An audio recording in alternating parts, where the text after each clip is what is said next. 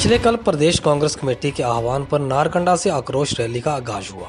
उसी कड़ी में आज प्रदेश के ऊना व सिरमौर में इस रैली का आयोजन हुआ। ऊना की बात करें तो नेता प्रतिपक्ष मुकेश अग्निहोत्री के नेतृत्व में जिला के मौजूदा विधायकों समेत अनेक कांग्रेसियों ने ऊना के एमसी पार्क में जुटकर प्रदेश सरकार की नीतियों को कोसा। नहीं, अब सरकार के खिलाफ आक्रोश पनप रहा है। आप देख रहे हैं रोजाना थप्पड़ कांड हो रहे हैं। ये आक्रोश से ही निकल रहा है, थप्पड़ कहाँ आता है? जहाँ पे आक्रोश पैदा हो जाता है तो रोज कहीं ना कहीं थप्पड़ पड़ रहा है।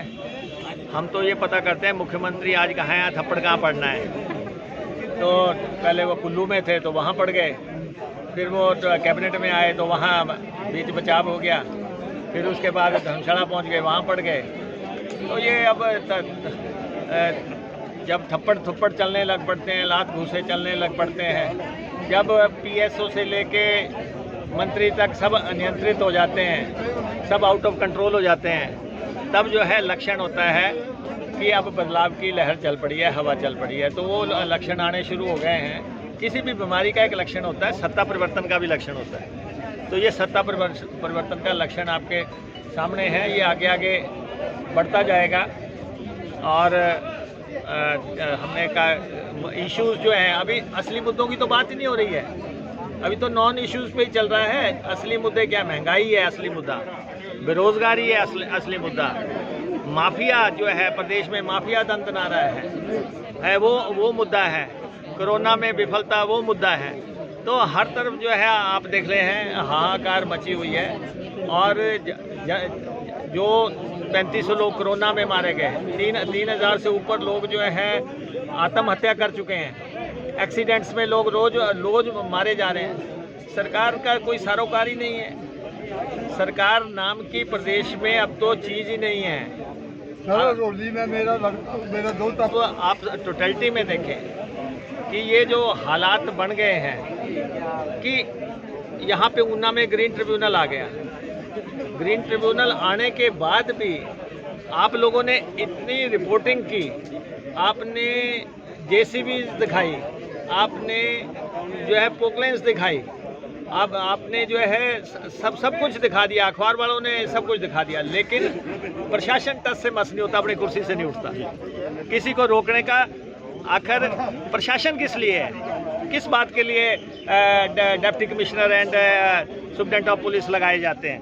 किस जिले के ये रखवाले होते हैं। सर, पिछले दिनों हिमाचल में गडकरी जी ने दौरा किया और करोड़ों रुपए की सौगात की दी। सर, क्या बोलना चाहेंगे सर? ऐसा है कि गडकरी जी से हमने आग्रह किया है कि आप आओ, आप हमारे मेहमान हैं, हिमाचल देवभूमि है, आप आओ यहाँ पे निहारो सारे हिमाचल प्रदेश को, आनंदित हो जाओ, लेकिन कम से कम झांसा दे के मत जाओ। पिछली बार आप चुनाव से पहले आए थे, आपने इतना धोखा फरेब हिमाचलियों के साथ किया, 69 नेशनल हाईवे को 65,000 करोड़ से बनाने का, फिर बाद में कहा है वो 71 हो गए आपने, लेकिन बाद में कह दिया कि जी मोदी जी नहीं मानते।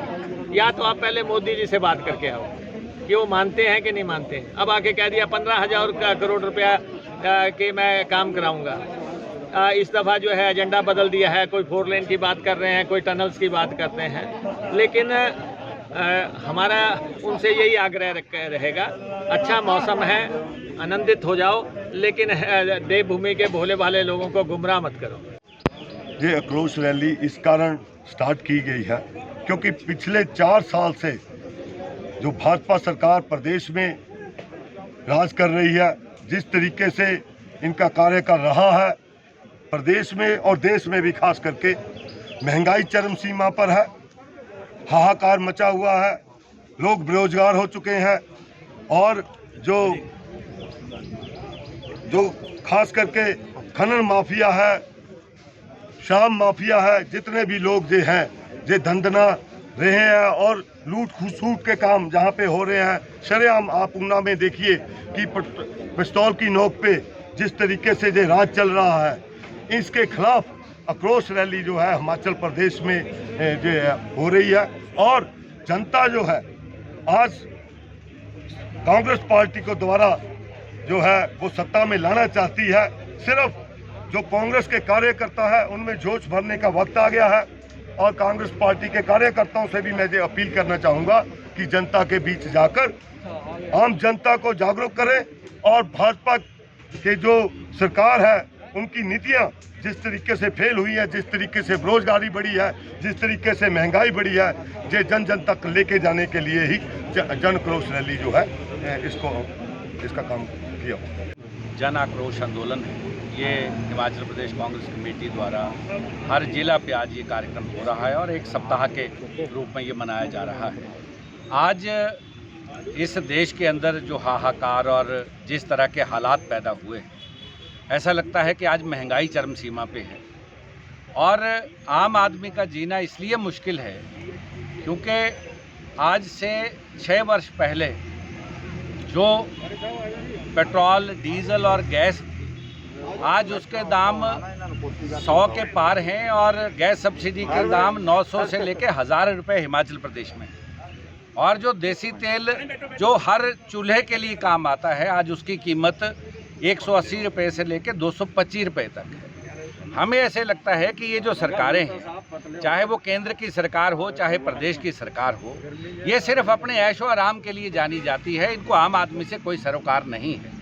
और ये जो हमारी प्रदेश की सरकार है, हमारी प्रदेश की सरकार के तो हालात ऐसे हैं कि ये जो फैसला अभी लेते हैं आधे घंटे बाद पलट देते हैं।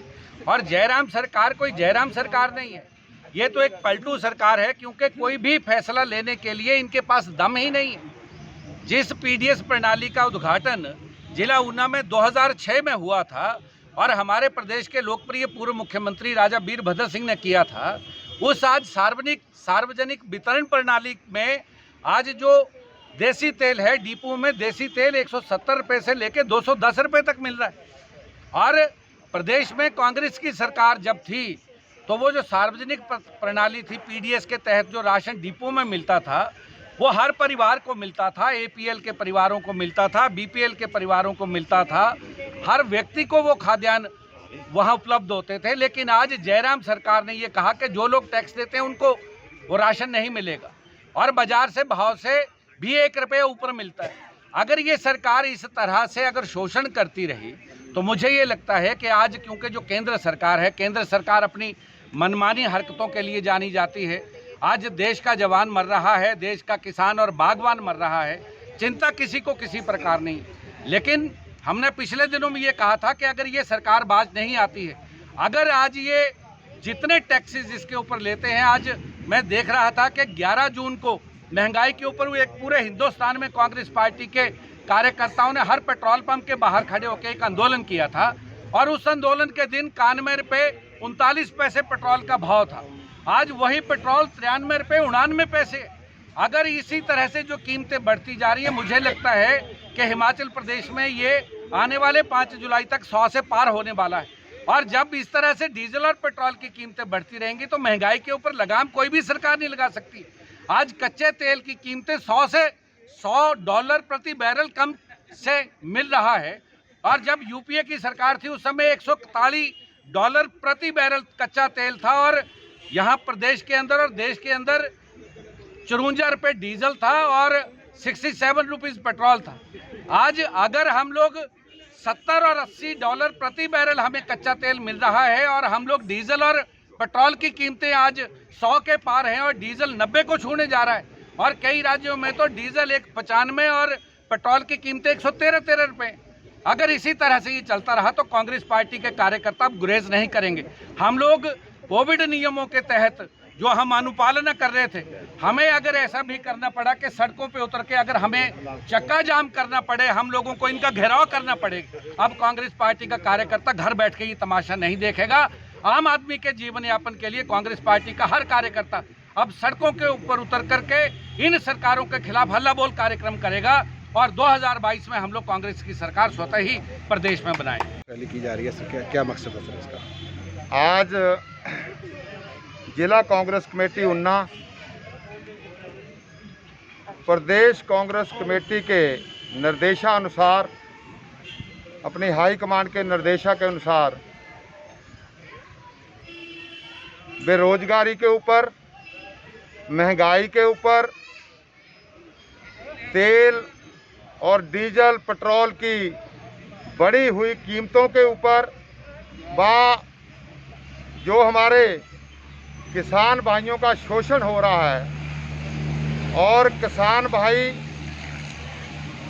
बहुत ज़्यादा परेशान है इस राज्य में, चाहे वो मोदी सरकार है, चाहे वो हिमाचल प्रदेश में जयराम सरकार है, बिल्कुल ही सभी, चाहे वो किसान है, चाहे वो जवान है, चाहे कोई भी इंसान है, सभी परेशान है।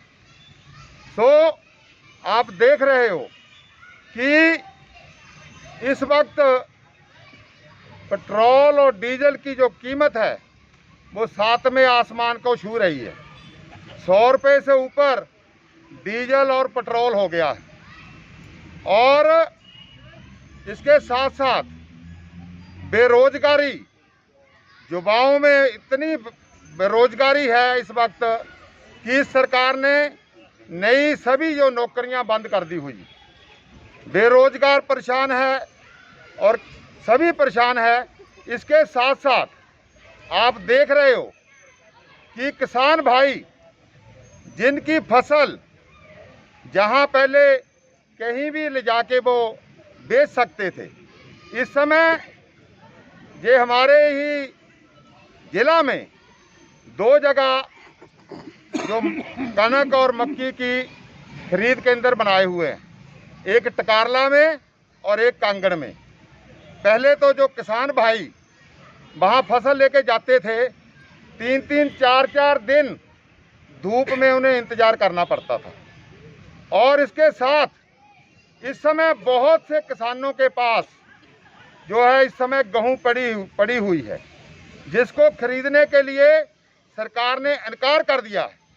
ये खरीद जो केंद्र है बंद कर दिए हुए हैं और बरसात शुरू हो गई है और किसान की जो कणक है वो उसको सीढ़ी लगने वाली है। वो कहाँ जाएगा एक गरीब किसान?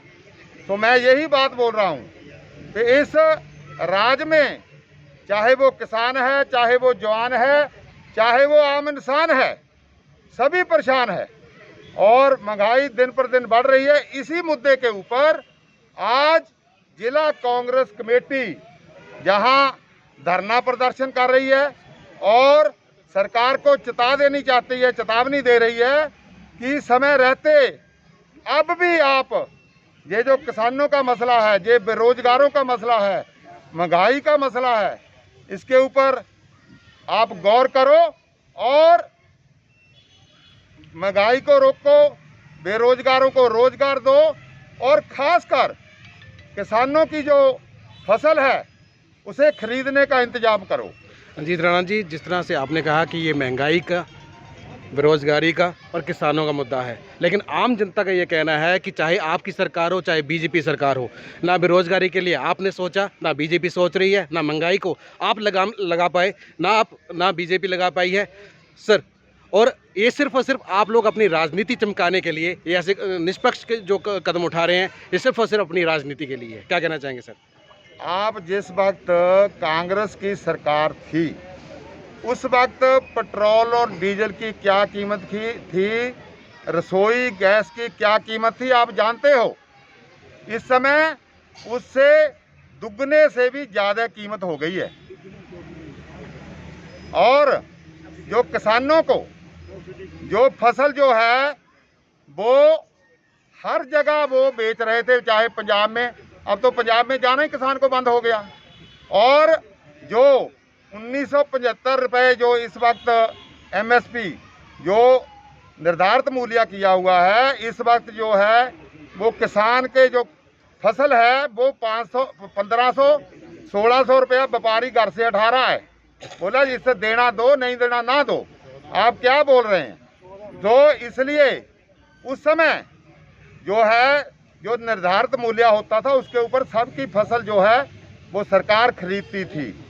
और बेरोजगारी का आप देख रहे हो कि बिल्कुल भी इस समय खासकर चलो थोड़ा तो कोविड की वजह से, और दूसरा बेरोजगार हुए जो नौजवान, और दूसरा आगे को कोई भी यानी कि जो सरकार है, चाहे वो सेंटर सरकार है, सब कुछ तो इन्होंने प्राइवेट कर दिया है।